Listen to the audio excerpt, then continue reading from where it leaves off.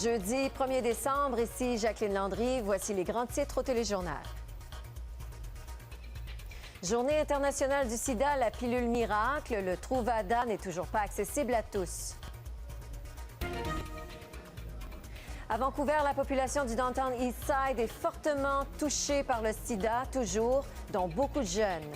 Donc, il faut vraiment redoubler d'efforts, surtout chez les plus jeunes, parce que c'est vraiment là où, si on a beaucoup de cas qui se développent, là, ça va affecter la population pour très longtemps. Réforme électorale promise par Justin Trudeau, ce n'est pas demain la veille. Malheureusement, le comité n'a pu parvenir Des potentiellement atteints du sida. La maladie fait toujours des morts au sein de 2030. Les médecins croient qu'on est sur la bonne voie. Ici Catherine Kovacs, Radio-Canada, Montréal. Cela dit, à Vancouver, un résident sur 5 du quartier Downtown Eastside est potentiellement atteint du sida. La maladie fait toujours des morts au sein de cette population fortement à risque et plus difficile à sensibiliser, à diagnostiquer et à traiter. Les précisions de Geneviève Miller. Les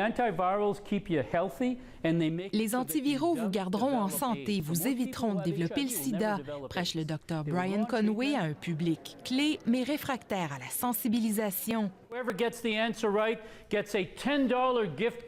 médecin spécialiste des maladies infectieuses connaît les stratégies à adopter ici. C'est bien établir la connexion avec sa clientèle du Downtown Eastside pour la mener éventuellement vers son cabinet. Dans le contexte du Downtown Eastside, c'est vraiment que c'est un sujet qui n'a pas la haute priorité pour la plupart des gens à cause de problèmes sociaux, de problèmes d'addiction, de problèmes de revenus, de logement, de sécurité alimentaire. Donc, il faut adresser ces problèmes-là et aller chercher le VIH puis l'hépatite C dans un contexte plus global. Cette travailleuse sociale responsable du programme Stop HIV raconte que le sida tue toujours dans les rues de Vancouver.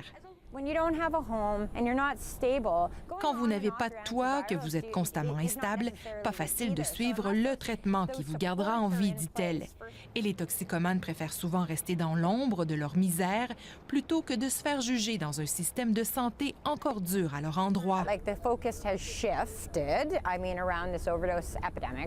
Le message de sensibilisation au VIH-Sida est d'autant plus important en ce moment de crise provinciale en santé publique avec les surdoses de fentanyl qui éclipsent les autres fléaux. Il y a clairement eu un arrêt ou un ralentissement, je devrais dire, là, de certaines pratiques.